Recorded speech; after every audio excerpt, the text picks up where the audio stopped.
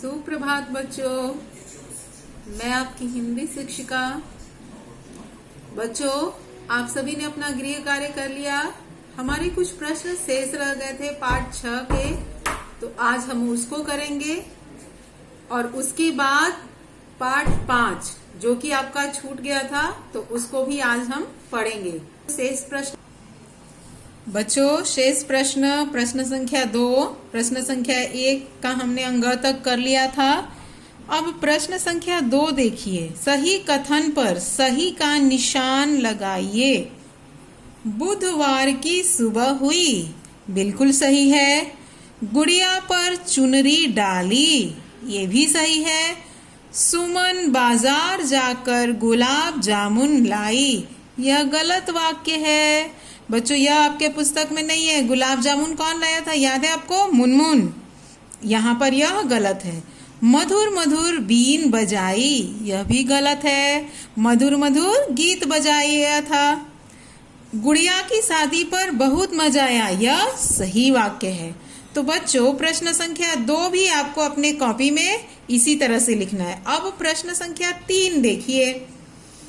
क स्तंभ में दिए गए अधूरे वाक्यों को ख स्तंभ के वाक्यों से मिलाते हुए पूरे कीजिए। बच्चों, इसको आप एक बार समझ लीजिएगा। फुहारा चलाकर नहाई, गुड़िया का घर सजाया, ठुमक ठुमक कर नाची, कुमकुम सजाया, गुड़िया पर चुनरी डाली। तो बच्चों, आपको ये देखना है कि आप कई बार क्या होता है कि सामने सामने नहीं लिखते हैं, इस तरह से लाइन खींच खींच के लिखते हैं। इसको कैसे लिखना है ये मैं आपको बताऊंगी। अब आप देखिए प्रश्न संख्या 3 का आगे वाला, उ मात्रा के और नए शब्द। कुछ शब्दों के हमने अभ्यास किए थे, आज हम इनका भी अभ्यास करेंगे बोल बोल के। आप सब जब यह वीडियो देख रहे हैं तो बोलने का भी अभ्यास कीजिए। अपनी पुस्तक सामने रखिए। फुहारा, फुहारा, पुलाव, गुलाब जामुन, सुबह, बुधवार, मधुर, फुलवाड़ी, साबुन, चुनरी, ठुमक, झुमका, रुई, रुमाल, रुपया, रुलाना। बच्चों, यहाँ पर ध्यान दीजिए। देखिए, इस र में कौन सा उ है? ह्रस्व उ। और इसको कैसे लिखा गया है? इसको इस प्रकार से लिखा गया है। तो इसको भी ध्यान देना है कि रुई कैसे लिखना चाहिए, रुमाल कैसे लिखना चाहिए, रुपया कैसे लिखना चाहिए, रुलाना कैसे लिखना चाहिए। गृह कार्य में आपको क्या करना है? प्रश्न संख्या 2 पूरा उतारना है, प्रश्न संख्या 3 और उ की मात्रा के शब्द। अब इसको कैसे आप कॉपी में लिखेंगे उसको समझिए। ये आपकी उत्तर पुस्तिका है। उत्तर पुस्तिका में आपको क्या सबसे ऊपर में लिखना है? दिनांक। यहाँ पर दिनांक आप लिखेंगे 5/6/2020 और दिन कौन सा लिखेंगे? शुक्रवार। ठीक है बच्चों, आपको अब पाठ का नाम नहीं लिखना है। एक बार हमने लिख लिया तो दोबारा नहीं लिखना है। अब हम कर रहे हैं प्रश्न संख्या 2। तो यहाँ पर लिखेंगे प्रश्न संख्या 2 और प्रश्न संख्या 2 सही गलत का निशान लगाइए। उसके बाद हम करेंगे प्रश्न संख्या 3, स्तंभ क को ख से मिलाइए। इसको कैसे लिखना है बच्चों, इसको समझ लीजिए। आपसे मैंने कहा है ना कि स्केल आप ले लीजिएगा, स्केल से ऐसे लाइन खींच लीजिए और यहां लिखिए क और यहां लिखिए ख। अब हम क ख में कैसे लिखेंगे? यहां पर छोटा सा एक क लिख देते हैं। फुहारा चलाकर, अब इसके सामने जो सही शब्द है हम वो लिखेंगे। नहाई। फिर ख में हम लिखेंगे इसी तरह से गुड़िया का घर सजाया। तो सामने सामने हमको लिखते जाना है। फिर हम ग लिखेंगे, घ लिखेंगे, अंगा लिखेंगे और सामने सामने लिखेंगे। ठीक है बच्चों, मिलाकर। अब आपको ऊ की मात्रा वाले जो शब्द लिखने हैं तो आप उसको कैसे लिखेंगे? ऊ, और बिल्कुल पुस्तक देखते हुए आपको लिखना है मात्रा वाले शब्द। और आप यहां से लिखिएगा नंबर 1, 2, 3, 4, 5, 6, 7, 8, 9, 10, 11 जितने शब्द हैं। सबसे पहले आपके पुस्तक में है फुहारा, उसके नीचे पुलाव। तो बिल्कुल नीचे नीचे सुंदर सुंदर लिखते जाइएगा।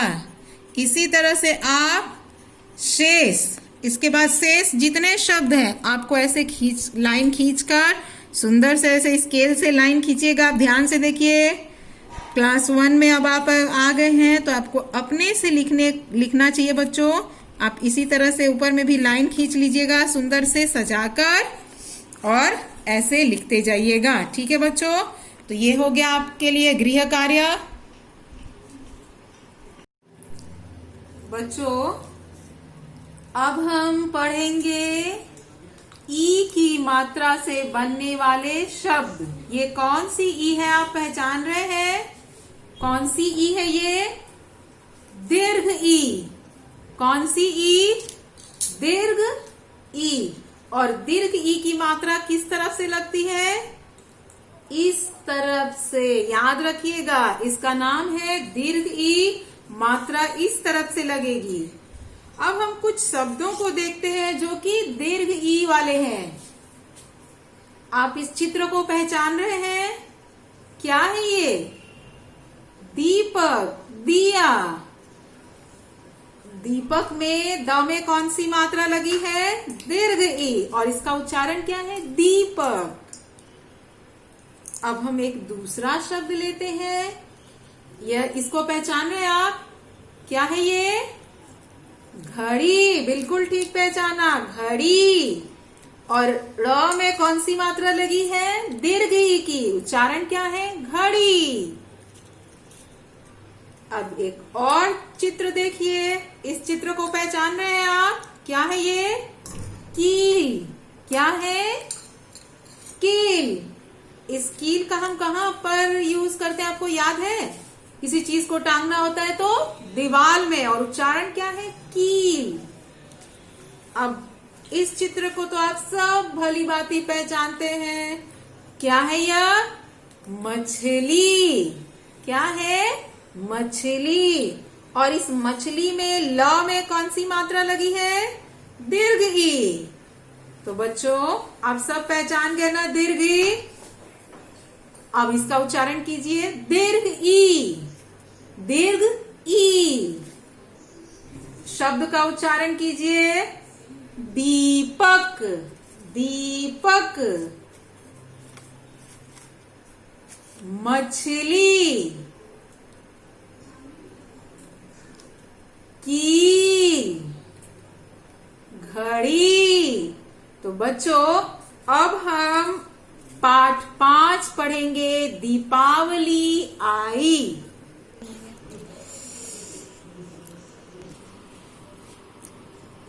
पाठ 5 दीपावली आई।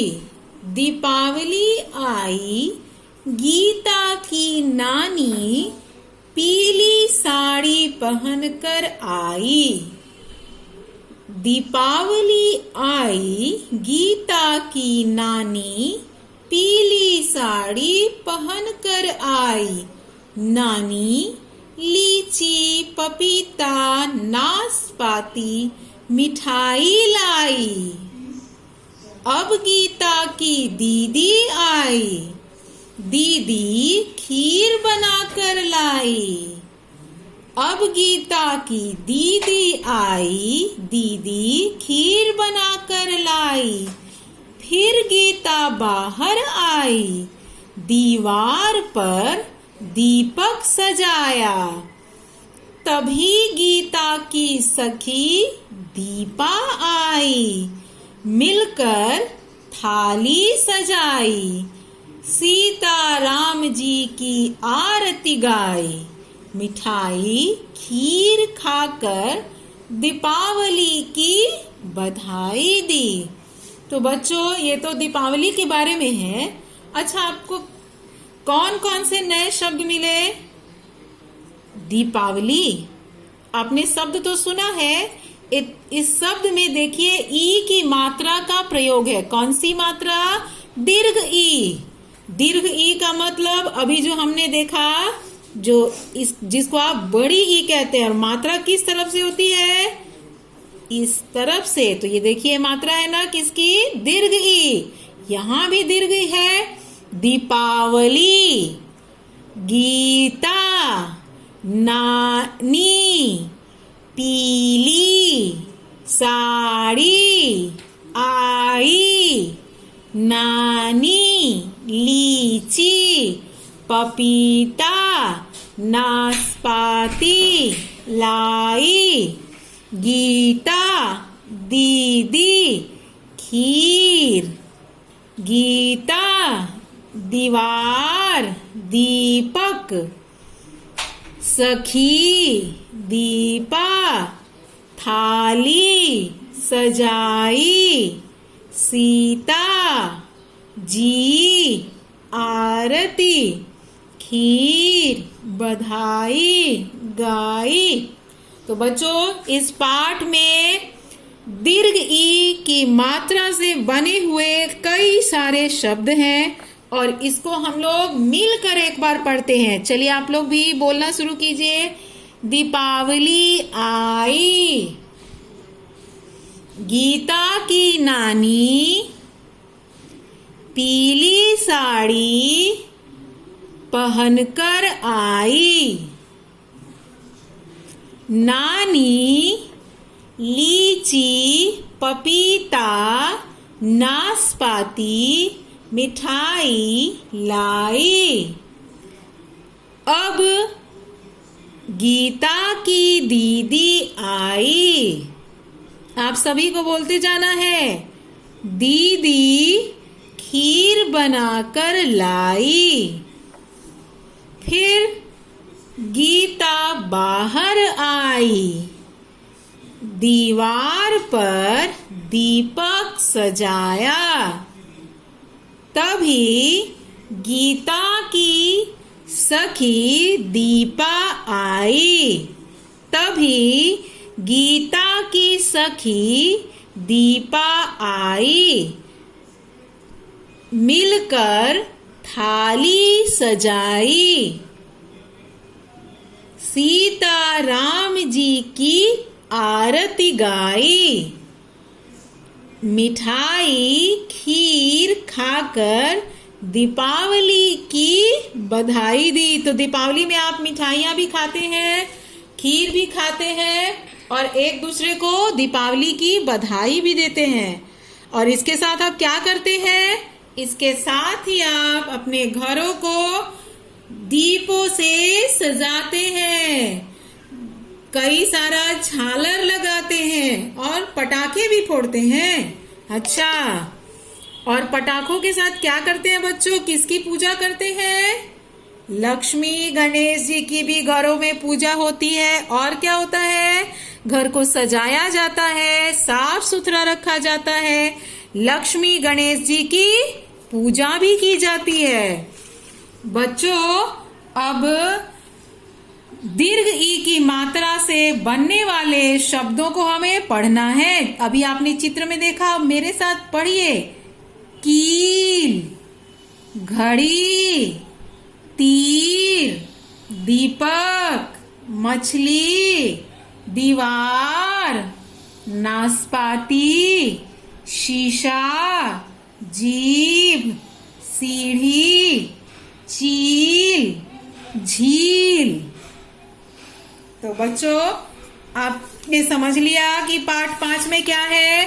दीपावली के बारे में है और दीर्घ ई से बनने वाले शब्दों को बताया गया। दीर्घ ई मतलब बड़ी ई। तो बच्चों जरा इसका भी हम एक बार प्रश्नोत्तर देख लें। ये मौखिक प्रश्न है, आपको लिखने की आवश्यकता नहीं है, केवल समझना है। आप बिना देखे बोलिए, नानी कौन से रंग की साड़ी पहनकर आई थी? नानी पीले रंग की साड़ी पहनकर आई। गीता की दीदी क्या बनाकर लाई? गीता की दीदी खीर बनाकर लाई। गीता ने दीवार पर क्या सजाया? गीता ने दीवार पर दीपक सजाया। गीता की सखी का क्या नाम है? गीता की सखी का नाम दीपा है। सबने मिलकर किसकी आरती गाई?